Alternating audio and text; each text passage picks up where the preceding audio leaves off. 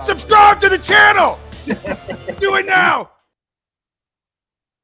What the hell just happened? What the hell was that? That was an Alex Dunlap. What? Man, either I'm drunk too much or I haven't drunk enough, but damn, that was kind of cool. Actually, I actually did like it, all jokes aside. I haven't seen that promo, but yeah, subscribe to the channel, hit subscribe, hit like. Not as aggressively as Alex had stated it, but nonetheless, Unc is in the house. It is Wednesday night. That threw Unc off for a second, but I am back. I am back. It is Wednesday night. You guys know what time it is. If it's Wednesday night, it's a little bit past 9 o'clock Central Time. It is Drunk Unc time. It's time for your Drunk Unc Sports Podcast, and I am your host, your Drunk Unc, Anwar Richardson. I'm so excited to be in front of you, to be back in front of you as we are marching into April. Man, I feel like this year is just flying by. Like, I feel like we are just flying into every damn thing, man. But what's up to King Bruce? Of course, you guys know Rodolfo was first in the house as well. Randy is here. The adjudicator is here. All y'all are doing the damn thing, man. I appreciate y'all. I don't want to, let me not forget Scooby with his Scooby Snacks. Is here. Mark is there. Josh has commented. Like, also, Brian is commented. Brian, man, you already know I am. I'm a Southern boy. And so I'm always drinking some vodka and a Red Bull because I want to be awake for all of my bad mistakes. So I hear the Red Bull is probably not good for the Unc, but nonetheless, here I am as it is. I can't drink that dark liquor anymore. I had to give up dark liquor a long time ago. Did you guys ever have that Incredible Hulk drink? Y'all ever have that? It's not good. It just makes you angry. Like there's a lot of dark liquors that just made. I could drink old fashioned. Could do an old fashioned all the time because it's got little, some sugar in it. It's got some other ingredients, so everything like that. But just straight up dark drinks. Trying to fight. You'll have Unc in lockup. And I want to be in Travis County and not Williamson County because I hear Williamson County ain't the place to be locked up in. So Unc will just go ahead and sip on this little vodka and I will be absolutely good. Now, Eric, I got the crown is good for the bag and the change. But outside of that, Unc will be fighting some damn where, man. Unc will be at his next AAU tournament trying to fight somebody. So let me stay on this. Before I get too far, I want to make sure you guys know that this show, my show, that you guys support every single week, and I absolutely appreciate you. It humbles me every single time that you guys just care about it and like to support it. And everywhere, I won't say everywhere I go, but a lot of places I go, people are like, "What's up, Unc?" And I'm like, "What's up? How are you?" So it is brought to you by my main man, Eric Torres, who will be on the show a little bit later. Eric Sells Homes DFW, buying and selling made easy. If you are looking for a home in the DFW area, that means if you are trying to sell a home or you're trying to buy a home, you got to hit up my main man, Eric Sells Homes DFW. Eric Torres, he is a Longhorn person. He's a Longhorn guy. He's a Texas guy. Eric will take care of you. Eric will hook you up. Eric will make sure that you don't get bamboozled. Whether you're trying to sell a home, trying to buy a home. I told you guys to do this whole thing a couple of months ago. But now's the perfect time. Spring is upon us. Everybody's starting to think about where I'm going to live, for the upcoming school semester. It's time to get your kids into another school, so on and so forth. Got kids in athletics. You got to live in that district. It's time to go ahead and buy a house in that district. Just trying to buy a home ownership, all that kind of stuff. Support him. It's a Longhorn. And if you live outside the DFW area, you're going to sell a home that's actually worth his while. He will actually go there and take care of it for you. That's what's up, Southern Texas, man. I'm really excited to see all of you guys here. Can I do some therapy? I'm going to do some therapy, and then I'm going to get into all of my sports topics. And I got a ton of topics. I will have Tom G.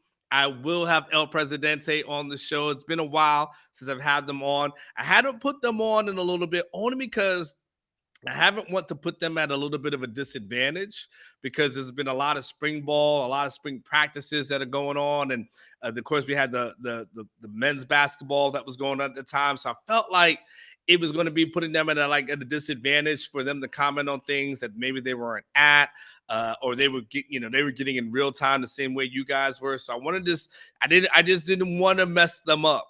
So, but this week I'm going to bring them back in. I'm going to get their opinions on some Longhorn topics as fans. So I'm going to definitely talk to them. But I still got my own Longhorn topics that I want to talk to and I want to get to, all that kind of stuff. But I need some therapy for a second. Just real quick. Just give me like 3 minutes. That's what she said, right? My oldest son, he plays AAU basketball.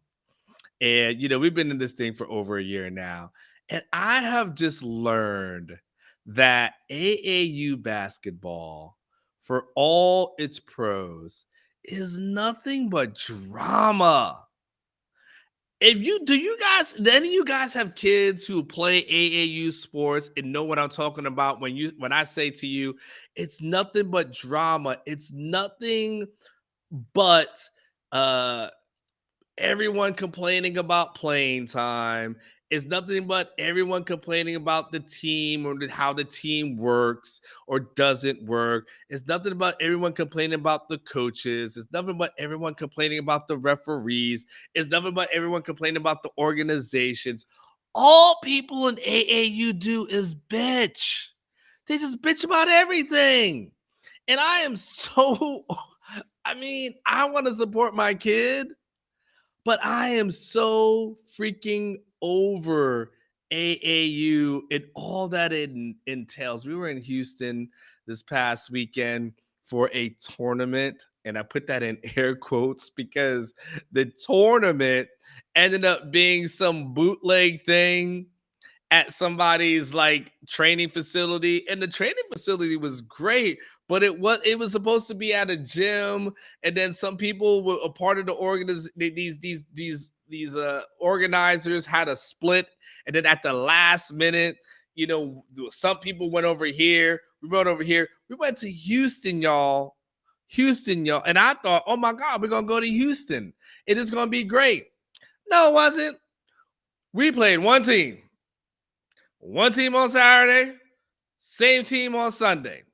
We lost to that same team 2 times. Bunch of football players. They were big as hell. We just couldn't box out. I mean, it is what it is. And they had the nerve on that Sunday that they were saying, like, man, we won a championship. We won the championship. I'm like, you beat one team. We the runner up. It was, it was a gym that was half the size of a half court, and it was like the worst thing. I saw them putting the 3-point line down before the game with tape. I don't even know it was regulation because I didn't see nobody with measuring anything. They were just putting tape down to make a 3-point line. The wall was right by there was an out of bounds line on the right hand side, and the wall was literally like a foot after that. It was horrible. It was AAU. And now after doing all this, and so you said gymnastic moms, man, gymnastic moms are crazier than that. And so I see you, Richard. And now after all that, you know what my son's saying now? That now that he loves it, he's doing great in basketball, and now he's talking about how he wants to play soccer. And so now I'm going to have to start transitioning into being soccer dad, and all that entails. Man, this is the reason why I drink. Okay, I just had to get that out the way. And thank you for allowing me to vent. But I'm looking forward to it. My son's going to start doing soccer this summer. He's really excited. He wants to eat. His goal now is to be my oldest son. He says to me that he wants to be a professional goalie. That is his goal. That's just his aspiration. That is his dream. And so, as a parent, it's one of those things that you gotta have to support it. You gotta go for it. He said to me, I don't even know what did he say. He wanted to be a professional goalie in PSG. I'll be honest with you, I don't know what the hell no PSG is. I don't know what it is. I don't know what we're talking about. But he's super infatuated with it. So if you are in the North Austin area and you are into youth soccer, goalie, and all that kind of stuff, and you can help your man out and help point me in the right direction for my son, feel free to email me, Anwar@orangebloods.com. It's Anwar, Anwar @orangebloods.com. Help your boy out because I don't know what the hell I'm doing. All right. But I know who does know what he's doing. Rodney Terry. Y'all ready to talk about him? Are you guys ready to talk about Rodney Terry? Let's go ahead. Let's talk about Rodney Terry. Let's go ahead and get into it. Let's go ahead and get into some Longhorn topics because Rodney Terry is your Texas men's basketball head coach. Blake, do me a solid. Do me a favor here. In the chat for me, go ahead and put a poll up in the chat. Just real simple. Are you happy with the hiring of Rodney Terry? Yes or no. So I can see where everyone is at and what the thought process is. But Rodney Terry becomes the guy. I told you guys last week, and I've been saying this for a while. But especially last week and what I said it. I just said to myself, like, hey, no matter what did I say last week? If Chris Beard laid out the blueprint and Rodney Terry is the person that is going ahead and enacting it and making sure the Texas team follows it, so be it. That's all that matters. Who cares? Who cares how you got here? All that matters is that you're here. And Rodney Terry is the guy. I watched his press conference the other day. I really enjoyed it. Enjoyed watching everything about it. I enjoy watching Rodney Terry, a person who was doubted by so many people, being able to get the job, to prove his skeptics wrong, to prove to everyone that, who thought he didn't deserve the job, that there are better options out there, all those kind of things. He ends up being the guy. The poll's up. Go ahead, guys, and go ahead and do the damn thing. Give me your yes or no's on how you feel about it. But I'm happy for him because you know what? Here's the thing. The win for Rodney Terry is a win for Texas. What does that mean, Anwar? It means that Texas got far in the tournament. And we know Texas was really close to getting to the Final Four, right? So we understand that. We know that. We know what happened in that game. But Rodney Terry's success was also a reflection of Texas's success. And so if you are a Texas fan, you have to say to yourself, man, he did the damn thing. He did exactly what you wanted him to do. And exactly the things that you would actually hope for him to do. Again, the game itself against Miami, yeah, they lost that. Very disappointing. You wish there's a lot of things. The turnovers killed that team. We can talk about referees and officiating, but the turnovers, I think 10 in the second half, that's the difference in the game. But when the press conference happens and you see the team in the room clapping it up for him, excited that Rodney Terry has got the job. When you can hear him talk and hear his engagement, and you can see how much, this team loves him and cares about him. When you hear the things that he talks about from his upbringing to where he is now, when you hear him talk about how all these things prepared him for this moment and how all these people have prepared him for this moment, all I can think to myself is, you're right, man. This is you. This is your job. It's crazy how life works out sometimes. It's crazy. I guarantee you, Rodney Terry, none of us this time last year were thinking he would be the guy, right? Not a single one of us believed that was even thinking about him in that capacity. And it's funny sometimes when you make your own plans for yourself in life, sometimes other things just happen that end up better than you could have ever planned or visioned or hoped for. And that's what I think about when it comes to Rodney Terry. I think about myself, right? I have all the great jobs I've been able to have in life. This is crazy. I've never had a job that I've applied for. I've never been able to get a job that I've applied for. In nearly 50 years of life, I've never had a job that I've applied for. Every job I've ever received is that someone's reached out to me. I've had to come to grips with whatever my path is, whatever my destiny is, whatever I think I'm trying to do, I have to step aside and let those things happen. And for Rodney Terry, whatever he thought his path was, whatever he thought his destiny was, whatever he thought was going to happen for him, he had to step aside and say, you know what? I could not have planned this any better than what it is now.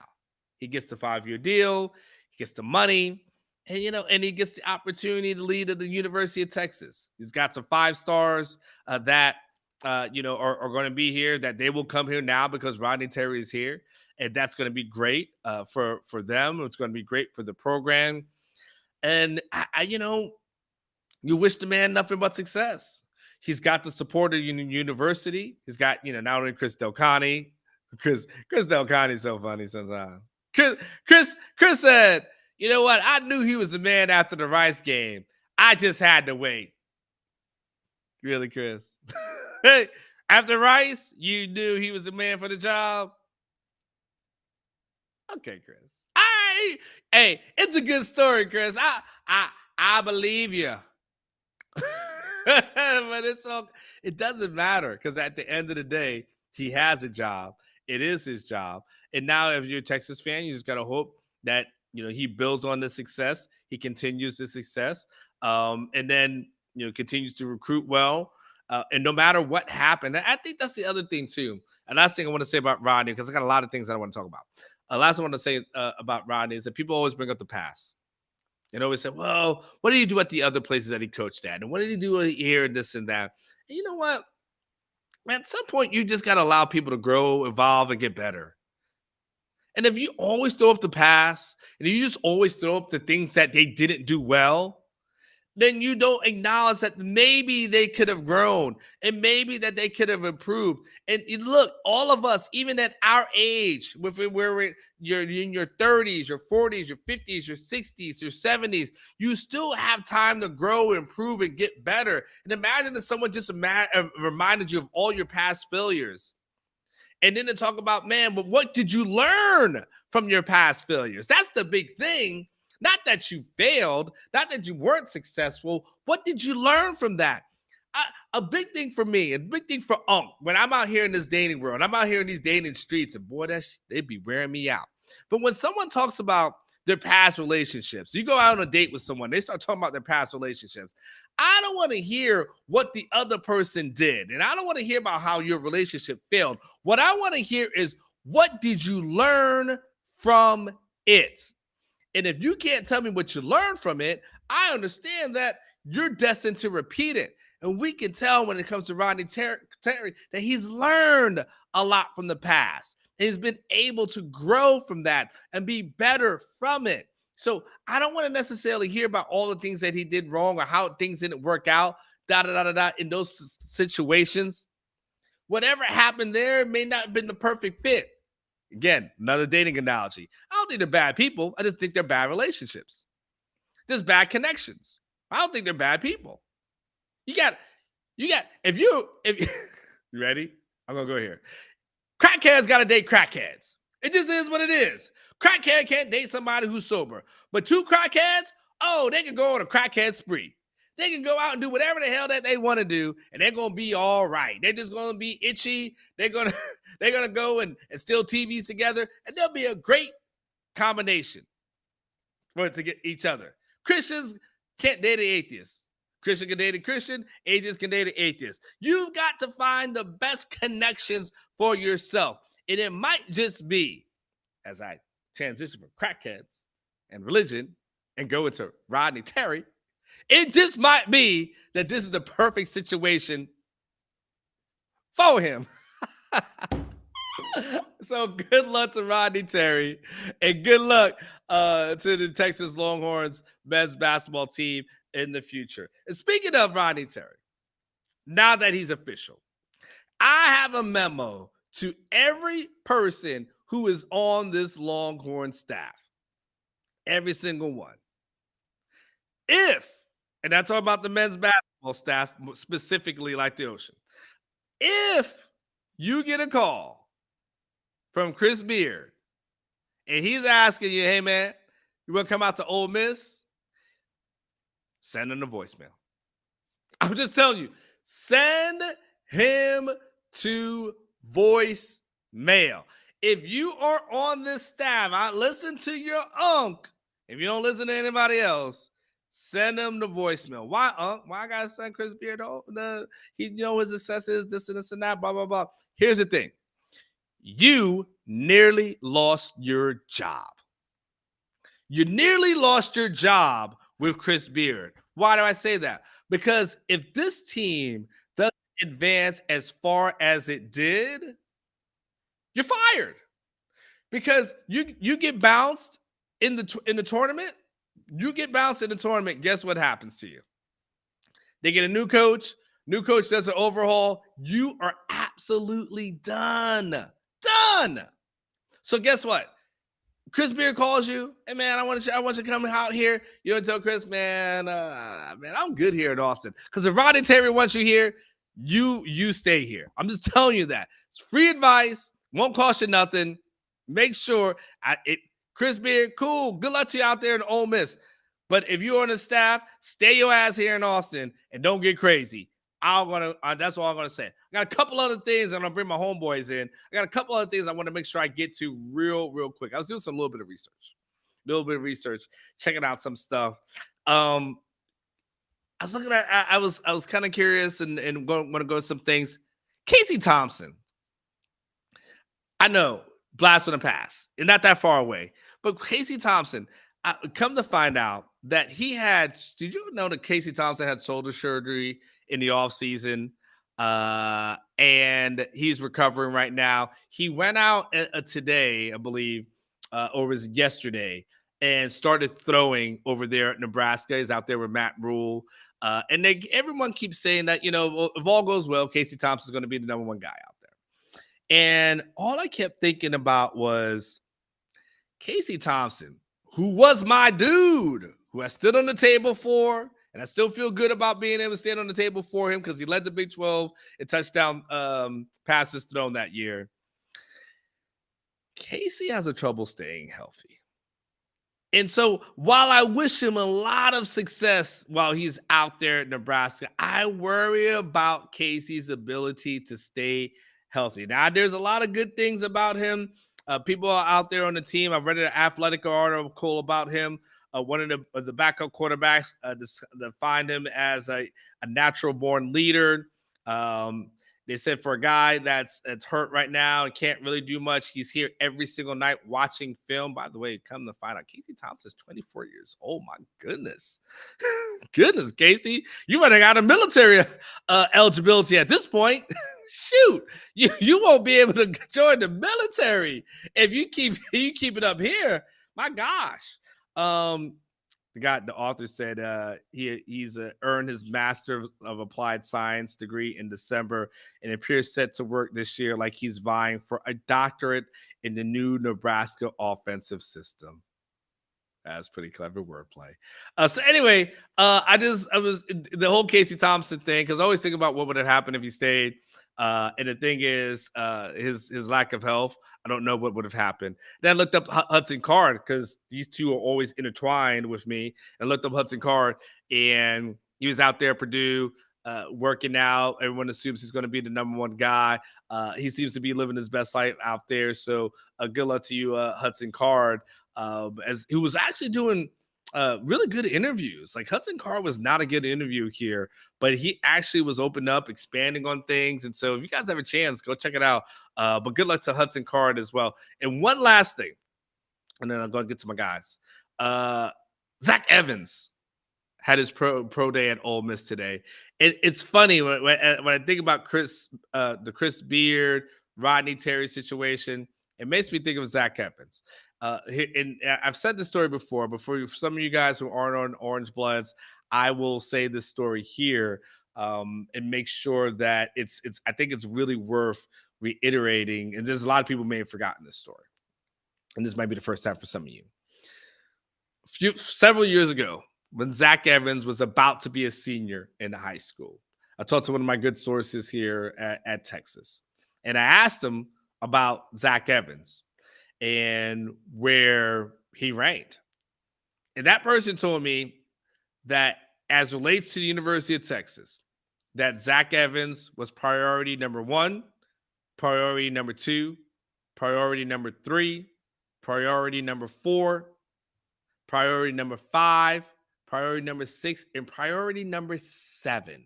They said he was priority one, two, three, four, five, six, seven, because that's how important they believed Zach Evans was as relates to the recruiting at the University of Texas. That's how strongly that the former staff wanted Zach Evans, and that's how high they were on him. So once I knew that, and that was in, I want to say, January before his senior year, February. So it was very early, in the process. And the guys remember that, yes, he was there. I think he did an on-campus visit. And then Zach Evans, I believe, if I'm remembering this whole thing correctly, eventually he kind of came out with a top five. Texas wasn't in it. And so once Texas kind of knew that Zach Evans really wasn't feeling them, Texas pivoted. And they pivoted towards Bijan Robinson. And they said to themselves, let's go ahead and put all our energy into getting Bijan and having Bijan be the guy. And so they put everything, Stan Drayton and Brian Carrington and everybody else put all their efforts, of course, Tom Herman, but put all their efforts into getting Bijan Robinson. And of course, Bijan Robinson ends up coming to the University of Texas. And it's so crazy how life works out. Because at the end of the day, when the story is told, Texas won.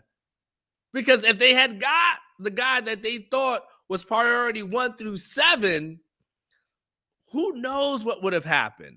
Who knows what kind of headaches and all kinds of stuff they would have had to endure had Zach Evans come here. But he doesn't, and it's almost, I don't want to throw no shade on Zach, but it's almost as if they dodged a bullet. It really is. Because Zach Evans all of a sudden doesn't get a chance to play in the state championship game. He goes to one school, then he of course he transfers, goes to TCU, then he transfers, ends up at Ole Miss, and it's just like one thing after another. And it's not to say he wasn't productive at that year at Ole Miss, but man, in recruiting, I mean, everyone talks about the things that the guys that they get, right? Everyone wants to talk about, oh, we got this guy, we got that guy, this guy, and how this thing always worked out perfectly. And sometimes you got to say, you know what? Thank God this thing didn't happen. So Zach Evans has his pro day today. And, it is just relevant because I will always, when I think of Bijan, I always think about Zach, and Zach always going to think about Bijan. And Bijan clearly has had a better career. So we already know there's a win there. Zach Evans has a pro day, though. He had a pro day today. He ran a 4.50 and a 4.52, which is pretty good. Bijan at the combine, he ran a 4.46. Now, there was somebody I saw on Twitter that said, one of the scouts said that Zach Evans ran a 4.48. But we all know that pro day times are always faster than what a combine time would be. So more than likely, if Zach Evans ran a 4.5 or 4.52, if he was at the combine, it probably would have been like a 4.54, 4.56. Like, that's just how it works. But Bijan ran a 4.46, which they said was a sixth best result of a running back. And he weighed more than just about every running back except one person. So just something to keep in perspective, again, as we looked about Zach Evans. All right. So now that I've got that said and done, it's been a little bit of time since I've had my guys in. It's been a little bit of time since I've talked to these guys. I've let them get a little bit of rest, but these guys aren't coming off the bench. These guys are not from the bullpen. They are starters. They're my good friends. I want to talk to them, and I want to kind of pick their brains and in what we have as a slow week. But it's time to bring in Tom G, El Presidente. Bring in my homeboys. What is going on, fellas? Tom Gio Presidente, talk to me. Tom, how are you doing? Hey, Anwar, what's up, brother? Hey, life is great right now. Life is great. Um, I mean, as sad as frustrated I was about how the season ended for the basketball team, it's it's nothing but it's a successful season, and there's no way you can deny it was a successful season. And I'm so excited to see what Terry can do. I'm glad he got the job permanently. Um, and we'll get into the football more and what we're Mhm. hearing, going on there. But man, life is just great. There's nothing to complain about for me. El Presidente, what about you? I don't know if you lost money or not, but you should have won more than you lost. So tell me. No. I didn't bet that game. Had a bad Friday night, so I decided to yeah, no more, no more Saturday, no more Sunday. If you lose on Friday, you don't try to double up and catch up. So life is good up here in DFW. Excited for Rodney Terry. Disappointed about Sunday. We were at the XFL game. The Renegades play here in Arlington.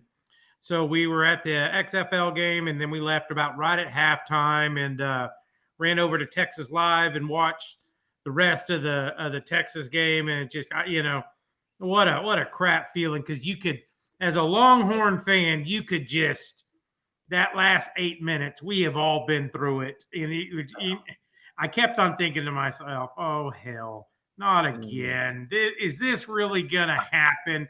And they Mhm. just it wasn't like it was a 10-0 run. It was just chip away, chip away, chip away. And that was the frustrating thing about it. But it is what it is. Disappointed, excited for Rodney Terry that he got the head coaching job for the school. I don't know. I know there were some comments. The only other guy that really you would want to interview for that job, in my opinion. I know some people named Billy Donovan and things like that. Unless Jay Wright said, I want to leave CBS, and that is a job for me that I would commit to for 3 to 5 years, that would be the only really name that I would have personally kicked the tires on, because he does have plenty of street credit for what he did up there in the Northeast. Imagine him being at Texas. Tom, onward, y'all might be different than me, but that was the only name other than Rodney Terry that I thought of that could have landed this job. I had the exact same thought. It's Jay Wright or Rodney Terry for me also. You know what's ironic about this? My wife is an FAU alum. Oh Oh, wow. Wow. We met in wow. Florida, right? South Florida. I used to live in Boca, and she's an FAU alum. And we talked about when we first saw they were in the thing. I was like, oh, they're going to lose. They'll never make it far, right? Here now, of course, I'm eating crow because they made the Final Four and we didn't. Yeah. But I was so hoping for. I mean, we were. It's in Houston. I live in Spring. We were all prepared to go see this thing. I mean, once in a lifetime opportunity that they're both there, right? We didn't hold up our part of the bargain, but it's still a wonderful run. So Wait a second. Armora, Hold on. you're a Hold on. basketball guy. Let me ask you this. Was that, the foul that they changed, was that legit? I know Tom G's. I know how Tom G feels because we were on the same group text, but is that, was that the right call or the wrong call? are you asking who? I'm Anwar. I mean, here's my thing. You talk about the box out. The Yeah, box out, like yes, by wrong. Cunningham. Nah, I mean Tell me how that's y'all feel, because clearly I the wrong felt call. like Clearly, it's the wrong call. Like the guy's going over the back, so it's clearly the wrong call. For me at that point, I get why it was called, but at the end of the day, you're boxing out. So if the guy left his feet, that's his fault. Right? It has nothing to do with you. So I think, that was definitely the wrong call. But two things can be true. The turnovers were also that costly was in bad. the second half, That was bad. and that to me, more so than the call, was it 10 out of the 14 turnovers occurred in the second half? That to me ends up being kind of the fatal blow for Texas, because that's the bleeding for me that just could not stop. And if they could have just stop that, just the bad decision making, you have a chance, but they couldn't. And that for me ends up being the difference in the game. I agree with you. I think the turnovers is what had me most frustrated of anything. But two other things really pissed me off about this. One, they refused to call a charge on Miami no matter what until like the very, very end. And how many times did I see a Miami player extend his arm to get space and it was never called? And yet we got what, 3 or 4 charge calls, if I recall. And then referring back to the number 15, there was some blatant, like 2 minutes earlier, there was a blatant over the back call that just flat out, just the whistle didn't blow. I mean, there were some whistles held on the Miami side that just started to really pile up and get me frustrated. And I don't know. And if I had to point to one thing that upset me more about the game than anything, is the officiating dramatically changed of how they called the game the first half to how they called the game the second half. And how they called the game the second half, our team struggled to adjust to that. So let me just ask you this. Now that it's all said and done, and we're going to talk about football in a second, over the last couple of years, you've seen the hiring Shaka. You as fans, you've seen obviously Chris Beard, and now Rodney Terry. Where does Rodney Terry rank for you as far as excitement, enthusiasm, and hope for the future, as relates to when Shaka was hired or Chris Beard was hired? I got to imagine that Chris Beard was the ultimate kind of apex for you guys. Where's the excitement level as fans about the Rodney Terry hiring? You want to go first, Eric? Go ahead. Yeah. For me,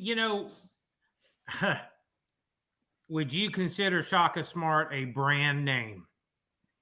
At that time, sure. Yeah. Yes. When we picked up Beard, do you consider that a brand name as well? Absolutely, yes. So we're 0 for 2 on brand names. And I hate I didn't see that. I didn't see that coming. For different reasons. I didn't see that coming. But we're 0 for 2 on brand names, but you know what? We got the guy that's like Anwar Richardson. We got the guy that's like Tom G. We got the guy like El President. We got the guy that's like us that, you go in there, sit in there, be personable with. That's that guy you want on that recruit's couch. Hey, you know what? You're going to be in good hands, and God bless. If everything works out, we're going to, he's going to leave here with a degree. He's going to leave here with a better man. He's going to leave here. And if he's good enough, he's going to have aspirations to play at the next level. And I kind of feel like we've got that guy, that all-rounded guy that's not the brand name, but inspires, cultivates, secures a culture that we all saw. We all jumped on the bandwagon. We all felt like we were a part of. And it was fun to be a part of that train because it was a bumpy train. No one thought they were going to win the Big 12 championship. And bam, when they made that 4-game run, it was fun because they weren't playing their best going into the Big 12 championship. And they got hot at the right time. He was pushing all the buttons. So I feel like they didn't get the brand name. I think they got the guy and the right guy to fit what we need right now to heal and move on and move forward. What about you, Tom? What was your thought? What's your thought? Yeah, so I mean, I can't lie. When Shaka got named, he was a brand, and I was on cloud 9. I was like, "This is the guy I personally wanted." Right? When that didn't work out, Beard was the next guy I wanted, and that didn't work out for a different reason. It went for on the court, but I think if y'all go back to remembering the Rice game the day of, my God, we almost lost to Rice. I was like, holy shit, this season is like dead, right? I thought it was dead. To see what RT was able to do with that team and how he brought it together, it was just amazing to watch the transformation from the Rice game all the way through the rest of the season. I would also say, some people want to talk about his career coaching record, right, at different places. But I will also say, if you go look deeper than just the numbers, you will see that for the years he was there, those were some of the most successful years that those specific schools have had in the history of their schools. So I think you need to look deeper than just the standard numbers, win-loss numbers. So I'm excited for what he's going to bring. The fact that he's holding this class together and the recruits are excited, for me, it comes down to, I think they've got a rock star staff. I think they need to get another offensive genius in to replace his role, because I think that's one thing they're still missing is someone a little more modern offensive minded, some badass in the offensive mind. But I'm excited. There's a level of excitement that I'm just as excited for what he can do next year with the team as I was what Beard was going to do this year. I mean, I'm not discouraged or down one bit. I think it's going to do great things. This year is going to open so many more doors for him with recruits and other things that may not have been there if he would have not gone through this and was trying to recruit some of these players. Amor, you're exactly right with the assistants. Sometimes you don't answer that phone. I truly believe that. It's just like, do you? Because you think about it, they're not going to get paid unless Beard struck some deal with his contract. Those guys go into SEC, and like Rodney Terry was making $750,000 as an assistant. Can you see Ole Miss paying an assistant, one assistant that? I don't see that, but I might be completely wrong. Well, they just hired two. They didn't get $750K, right? Say that again. They just hired two. Beard just brought on two people. Oh, he did? I hadn't heard. Did he lose two from Texas, or what did he do? No, he got them from his old stomping grounds. One from Tech and one from somewhere else. The only one I don't want to lose is Chris Ogden. He was here at Arlington. He was at UTA. We showed up to a UTA game one night, and there's Kevin Durant sitting down there by the bench, and Kevin Durant was on an off night with Golden State at the time. And I'm like, why is Kevin Durant here watching a University of Texas at basketball Arlington game? But he loved Chris Ogden that much. On his off day, he's there watching coach. So I feel like there's some important pieces on the staff. I hope we don't lose. Yeah, I think, like I said, when you found yourself in a situation where you could have lost, your livelihood. Yes. I don't know. You got to think twice and think really, really hard if you're going to put yourself, your livelihood, your kids' braces, your kids' private school education, like your savings, like all those things that come with a job. If you're going to put it in the hands of that same person again and hope like hell it doesn't all blow up, it's a risky proposition. But it is a 5-year contract for RT. Yes. So it's not, it comes down to, do they believe in RT or not? But the situation is, I'm talking about assistants going to Chris Beard. That's what I'm talking about. So, So, believe in RT. Believe in your paycheck, Tom G. Forget about RT. Believe in your paycheck and wanting to make sure that something crazy doesn't happen that puts it in jeopardy. That's kind of the main thing. So let's talk football. Let's transition from basketball. Let's talk a little bit of football. You guys have been able to consume some of the things that that have been out there, and you guys are very great as far as not only the consumption process, but I believe the analysis process and they being able to articulate it I asked each of you today to kind of jot down what I would say kind of the three things that you've heard that's giving you optimism about this upcoming season. And I feel like there's a lot of growing optimism. I mean, Catch may be the more skeptical person when it's all said and done. But there's a lot of us who are drinking Kool-Aid or drinking whatever El Presidente has in his cup that's there. But this is the time for that optimism. It's a time to kind of believe, and I think this is the year that if you actually do believe in Steve Sarkisian, you feel like the payoff is coming and it's going to be coming soon. You feel like the payoff is going to be coming this fall. So of the things that you've heard, and look, if you're in the chat, feel free to put the things that you're optimistic about as well. El Presidente is going to talk. Tom G is going to talk. I'll get to some of the things that you guys have in the chat, but some of the things that you start. So El Presidente, I'll start with you. And then you can just read it off and we'll go through them one by one after you get done. But give me the three things that you've been hearing during spring football that's kind of makes you a little bit optimistic about the upcoming season. For me, number one, and it comes from my old days. I was an offensive lineman. I was an offensive lineman coach.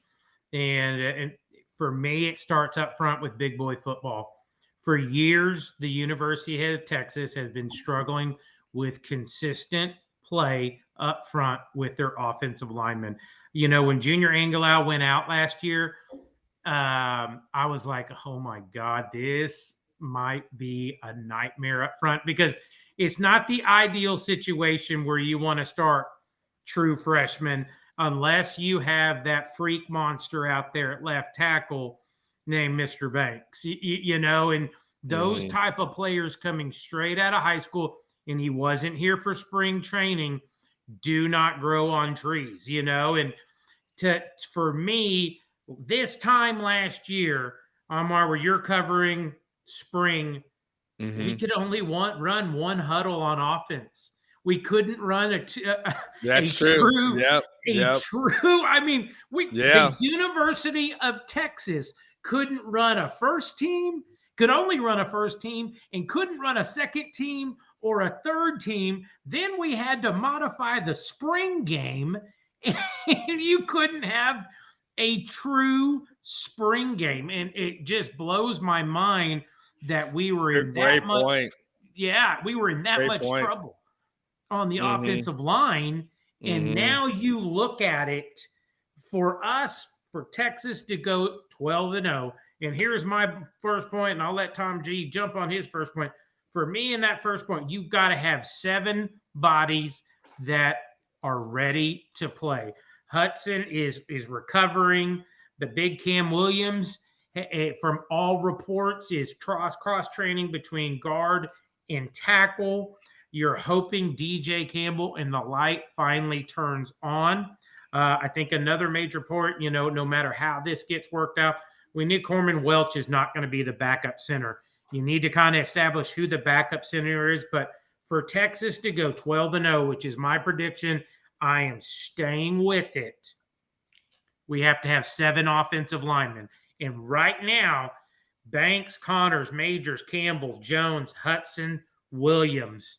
We have 7 offensive linemen. If somebody went down, we are able to still get to the Big 12 championship with what we have. Plus, we have, Nito, plus we have, a lot of freshmen that we can redshirt. I mean, the future is bright up front. But again, for me, it's always start with big boy football. Okay.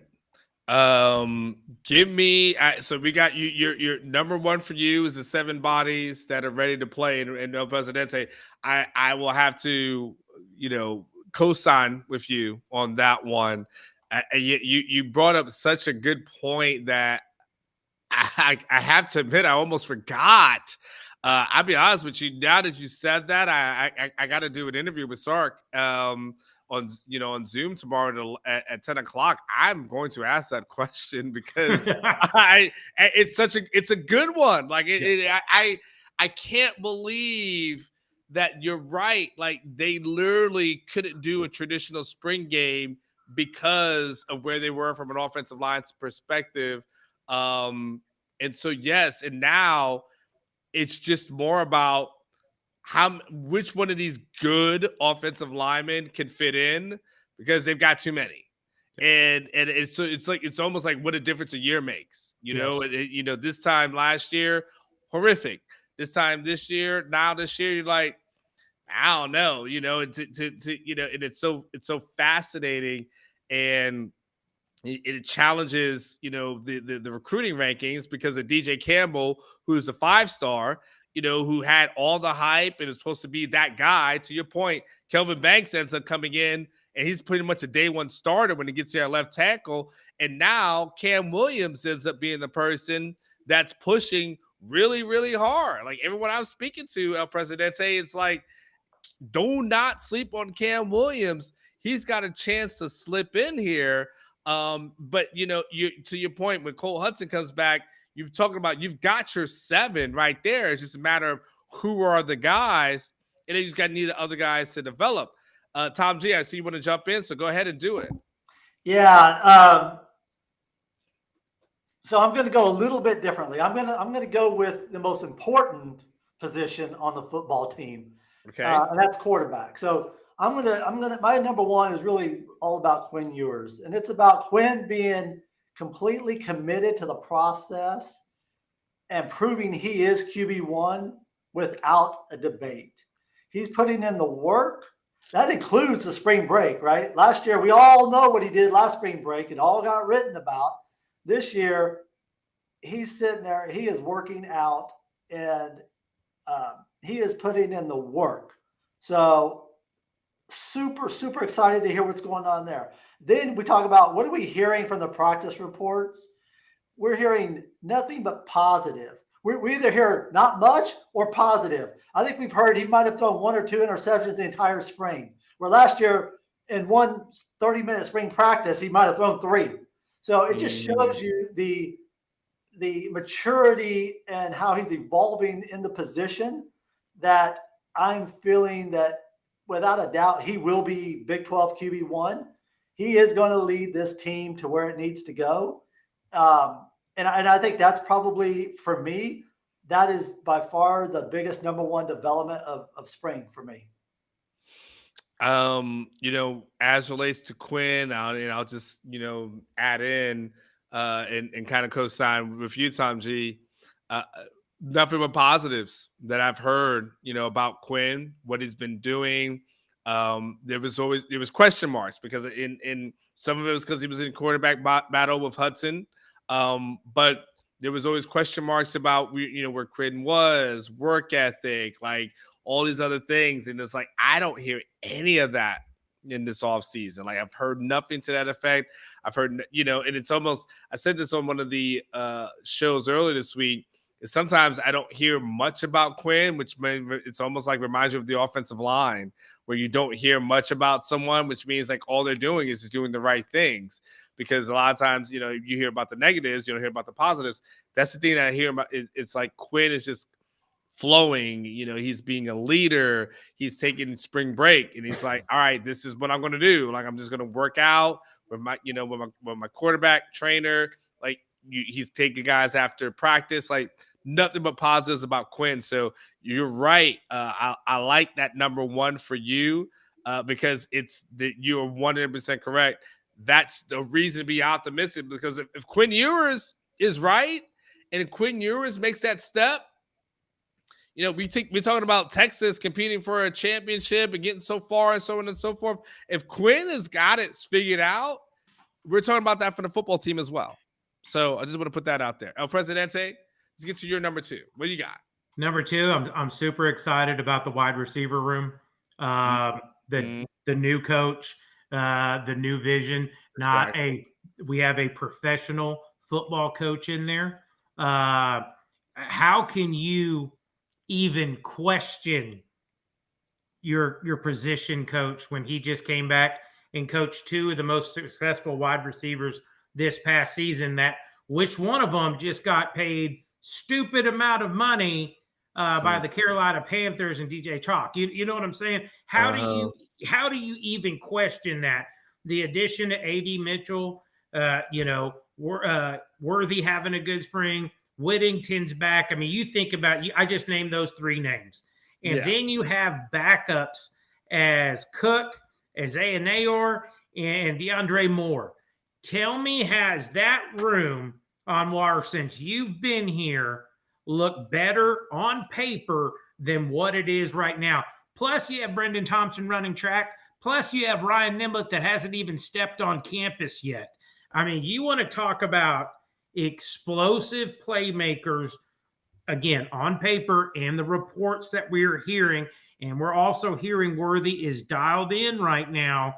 I am super excited about this room. I'm super excited about this coach. And, going back to what you and Tom G were saying, you don't hear much about this coach other than Sark doesn't have to worry because everybody is working and doing what they're supposed to be doing in that room.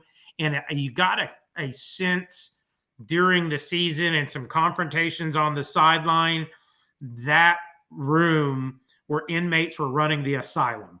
I kind of felt like that during the season, but there were some things going on in that room that I don't know if there was just a bad dynamic, if it was a bad hire, and things like that. But to me, the second room for me, and the second most important thing is making sure Sark does a good job of getting the ball in the playmakers' hands. So here becomes the interesting thing as relates to that room. You mentioned Xavier, you mentioned AD Mitchell, right? But then there's Jordan Whittington, who is clearly a Sark guy, favorite of him. So that's 3 right there. We talked about Jonte, that's 4 right there. DeAndre Moore, that's 5 right there, right? And so that's just that right there. Isaiah Nayor is 6 right there. And so we're at the point, just those guys, where you're going to have to start to dwindle it down. Like you mentioned like a Brendan Thompson, but the Brendan Thompsons and Casey Canes and everybody else, like those are kind of on the outside looking in. Casey Kane, got overtaken, already by AD Mitchell as far as that X spot, right? So, you that right there, you've got to narrow down to your top 3 or 4 because you still got your Tavian Sanders going to have to get the rock. You're still going to have one of your, running backs who are going to have to get the not only running but receiving. So, just right there, that's a lot of talent. It's a lot to choose from, If you're Quinn Ewers, you got deep to yourself, like whoever, whatever, anyone can get it at any point. And the thing about that's different to me about Sark as relates to maybe like a Tom Herman, you might have a stat line with a Tom Herman team that had 8 receivers catch the ball. You're not going to have that with Sarkisian. You're going to have your one guy who had the most targets. You have someone after that, and there'll be like a couple other people. That's going to be it. Sark is like, these are my guys. I'm going to run them. Got to beat them. So that's to your point. The wide receiver room, it is stacked, and there's a lot of guys who probably are thinking to themselves like, I'm that guy, I'm that man, and they're like, hey, you're not going to play this year. Yep. You're not. You're gonna do the best you can, and Sark's gonna, he's gonna make sure you stay motivated. But there's some guys who are in trouble, and I will say this: Jonte Cook is taking spots. Someone's spot. Jonte's got it. I'm just telling you, Jonte's got it. It is just a matter of who, and it's up to everybody else to fight him off. Because if you don't fight off Jonte, I promise you, you will be sitting on a bench somewhere because Jonte's coming. I just want to throw that out there. Tom G, I want to throw it to you as well. Yeah, so good lead in when you talk about Cook, right? So for number 2, for me, it's really about the new faces. It's about the freshmen showing they belong. And whether it's Arch Manning and some of the reviews that we've heard out of him, that the fact that he's already looking like someone from a passing mechanics from a passing tool standpoint, is beyond his freshman age in that area. Whether it's Baxter, whether it's Cook, whether it's Bassett, they all have either received run with the first string, or they're currently running with the ones. And so it's positive to see all the talent we've got coming in, making such an immediate and big impact. And for El Presidente, this is for you specifically. Arch, Malik, I mean, I know he's getting the run right now with the twos, but I'm telling you, he better start putting some touch on some balls and making things look a little bit easier, because that Arch train is coming for that QB2 job. I'll give you that. I'll give you that. There is Tom is so freaking petty. He's like my first and second ex-wife. We thought there was a Tom Petty entertainer, a musician. This is Tom. No, it's not. This is Tom. It ain't Tom G. I'm gonna call him Tom Petty, because that's how freaking petty he is. He will not let this shit go. Nope. So I just had to say that. Go ahead. It's not being petty, Anwar. It's just reinforcing a statement. Continuously, every week, for weeks. Go ahead. I see Randy liked it. The Arch train is coming. Thank you, Randy. Anwar, you know what I think back to, and with the wide receiver room and kind of like what we're all talking to? You remember that national championship right before Sark got here, and he sent out a text to all the Texas recruits. He was trying to do both jobs at the same time. He was preparing for the national championship. He was a head coach at the University of Texas. And there was a thing out there saying all the guys he was going after, he said, watch this shit. And he texted a big group of recruits that he was after last year. Here it is, year 3.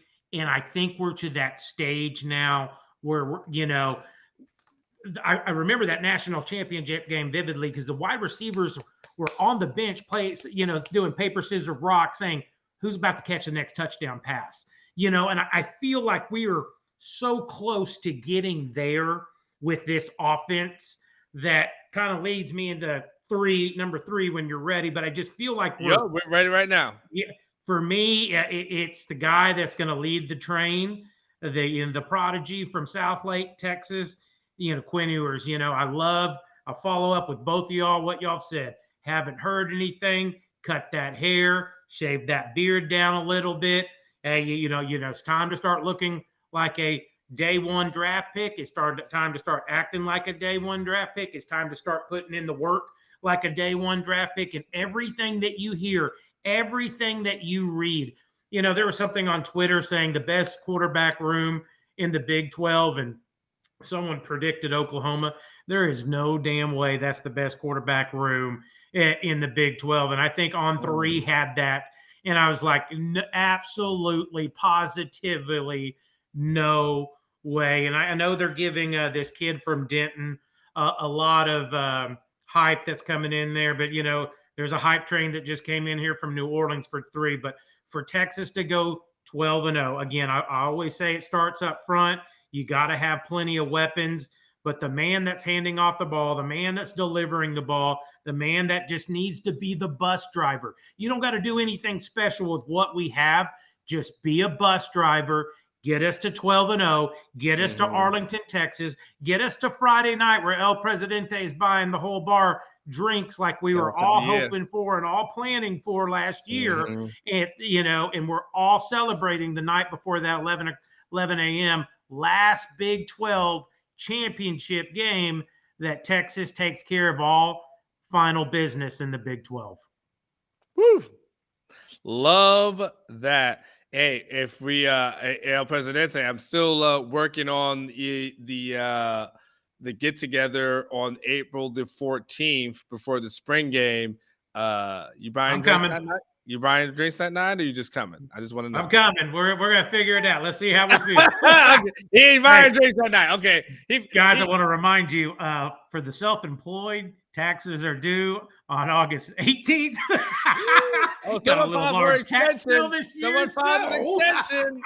Someone filed an extension, so I know what you're talking about. You're like, I ain't got it ready yet. But Yeah, I'll get it. I'll get it to you soon. Yeah. All right, perfect. I got the Quinn Ewers. Tom G, give me your number 3. Tom, can't hear you. You muted. Sorry about that. My number 3 was Eric's number 1. It's really about the excitement around the offensive line and the fact that we're building some depth. So where we have, almost 7 folks, that are plug and play. So, obviously we've got the great, our great left tackle, right? But I hate to say it, but it's almost like, well, duh. I mean, we're taking him for granted now, right? With Banks, but the emergence of Cam Williams, that's super exciting. When you look at that body and the size on him, he's going to be one hell of a presence. He's going to be hard to get around. DJ's getting closer. I know they talked about the light coming on, but he wasn't getting run last year for no reason. So he's got to be closer than what I think people are probably talking about right now. And then you got, Hudson Jones, Majors, and Connors also to fill it out. So it's really about having that offensive line depth. So if there is an injury at the guard position or something, I'm not like freaking out like we were when Aguilar went down, thinking, holy shit. Now it's like, oh, okay, well, we'll just play next man up, right? And then and for the first time on the offensive line, and I would say almost the entire team, with the exception of maybe quarterback, we are truly at almost a next man up from a depth standpoint. And it's one hell of a feeling. So I've got it for number 3, the reason it's a little further down is because I have taken the offensive line for granted. We were great last year with what we had, but the fact that we even have more depth this year up to 7 strong, it made my top 3. Perfect. So let's do this. Let's do one more for each one of you guys before we start to wrap up. El Presidente and Tom G, let's talk about an area that you would like to hear a little bit more of over the next couple of weeks. We got the spring game on April the 15th. We are almost at April, right? I feel like this year is going by fast. I feel like every time I blink, a week has gone by. So El Presidente, I'll start with you over the next, couple of weeks, two weeks and change. The area you would say, like, I would love to hear just a little bit more of in this particular area, what would that be? So for me, I know we're having some position battles on the defensive side of the ball, especially linebacker. Now, I think we would all agree that Ford is the man in the middle. Do we agree with that? Yes. I would like, if Ford went down, Jet Bush is the backup. And there's no way in hell Jet Bush is going to be the man in the middle. Jet Bush is just sitting in his room, his apartment. He just caught a stray, and he's like, "What the hell?" I'm chilling. Like, what happened, Tom G? Like, okay, Jet Bush catching strays tonight. Go ahead.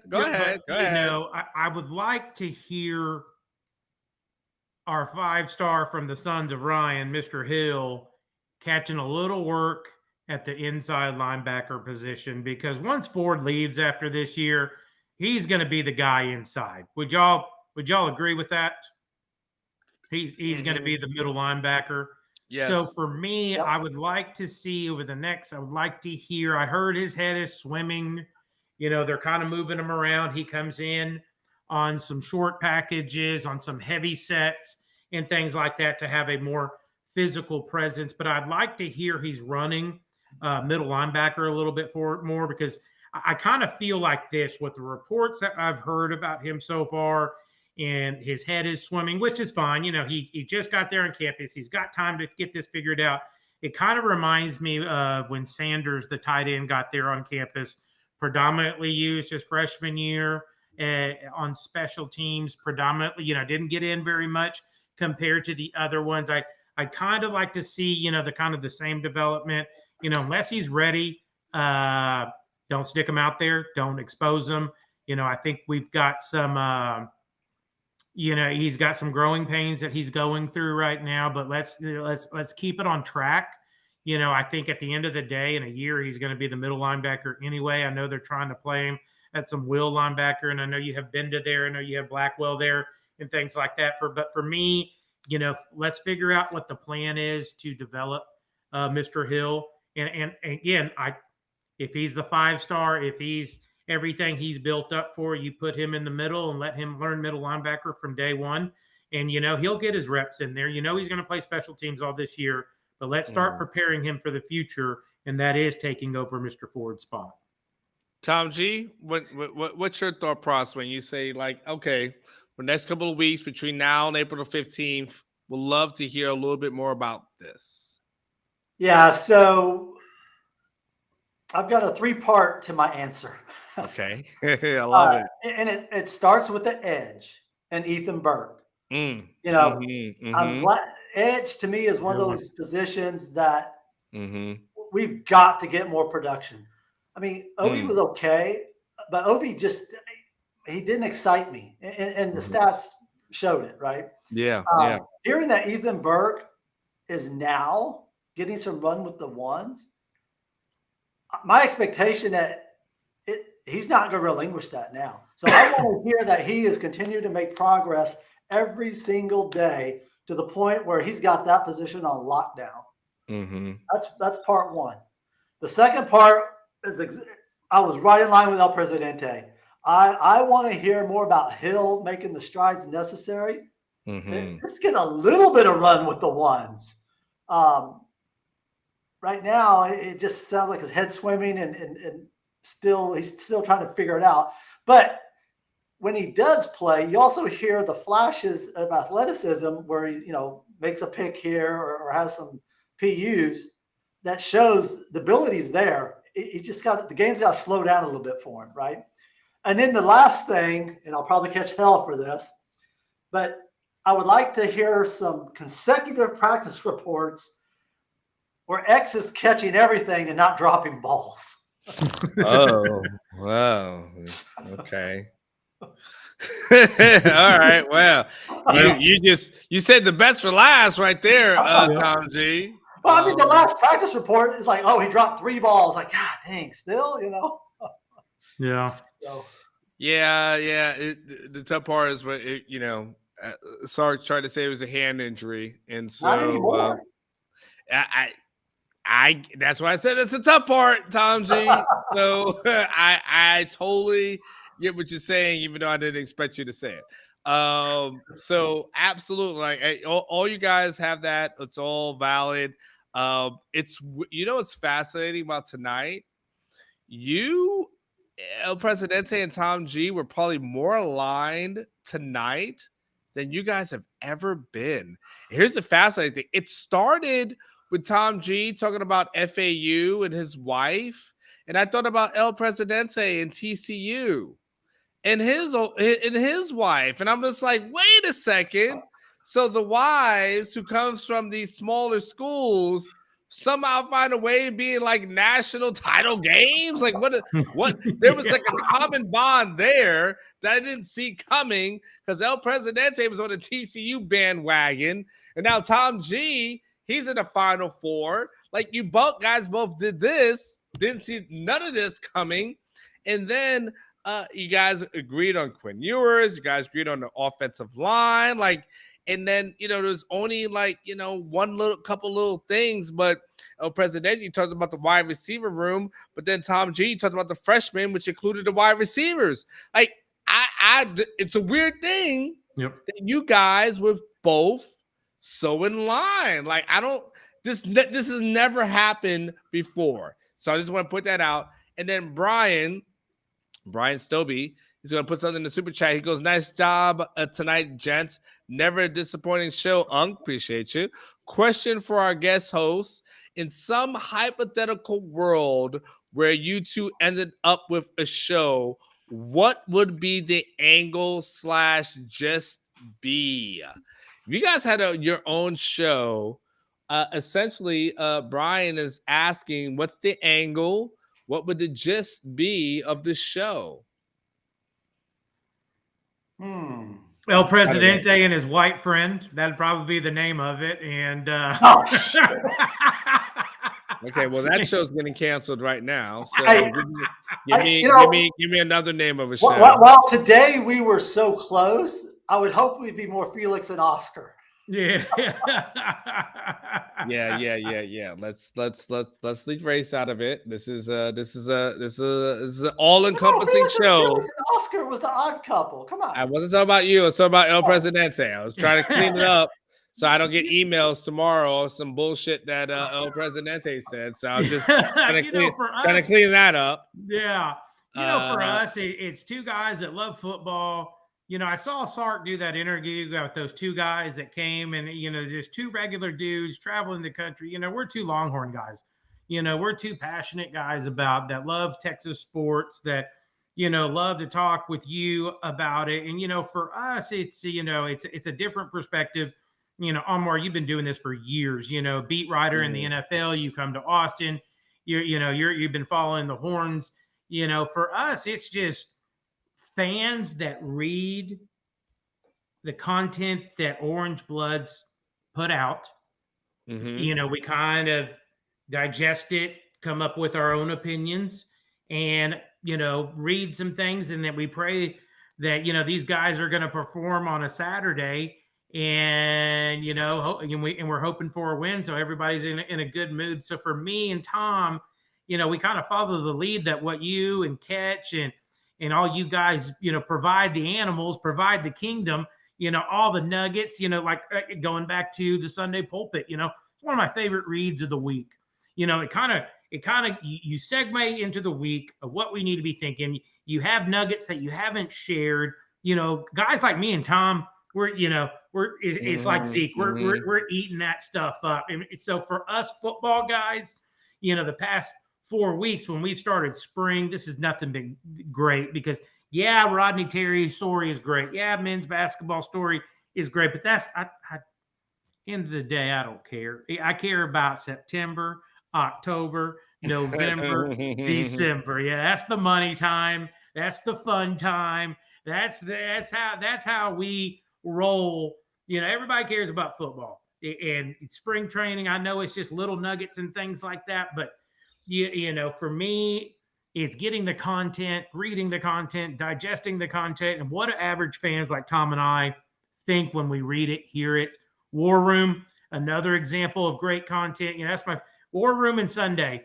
You and Catch's 10 Thoughts and the Sunday Pulpit. Favorite days of the week to read and grab content about the team I love.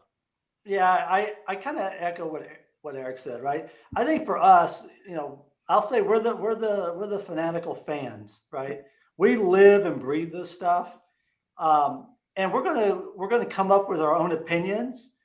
And so I think the perspective that we really try to bring is the perspective of the fan, someone who is going to try to shoot it straight, but also